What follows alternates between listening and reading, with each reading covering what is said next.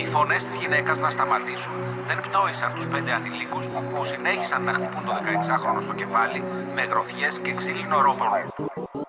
Ξέρω σε κάθε γειτονιά ποιος κάνει τα λαβέρι. Ο ψήλος δεν πάει καλά, θα σου κολλήσει το μαχαίρι. Κάτω από το σπίτι του περιμένει καρτέρι. Σκηνικά γίνονται έξω κάθε μέρα μεσημέρι. 50 κατά πιάνω, τα κάνω. Βεντάλια γίνεται σκηνικό, μας δείχνουνε στα κανάλια. Τον αδερφούλη μου το έχω σαν μπουργού μια εβδομάδα. Ξέρω γυφτούς μπουκάρουν σπίτι σου παίρνουν τα πάντα. Αν μιλάει πολύ ο βλάκας τότε τρώει σαπαλά. Φίλος μου στην Αγγλία κλαδεύει ενώ μιλάμε καλ. Μη μου φλεξάρεις βλάκα, θα σου βγάλω τι φοράς. Το παίζεις μάγκα σου στα τραγούδια σου είσαι πουθενάς. Κάνω κύκλος μέσα στη γειτονιά σου να σε χτυπήσω.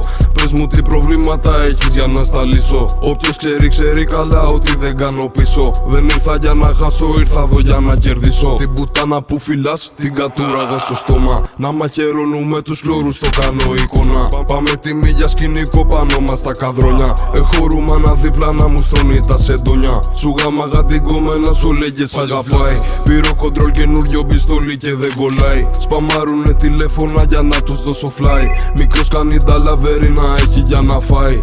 Παίρνω δικηγόρο άμα γίνει μαλακία.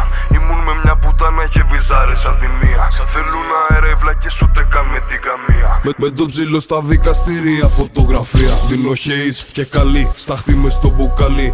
Δώσ' του 2 μπάτσες μες στα μούτρα να στανιάρει. Μαχαίρι βγαίνει μουλικά μέσα από το αρμάνι.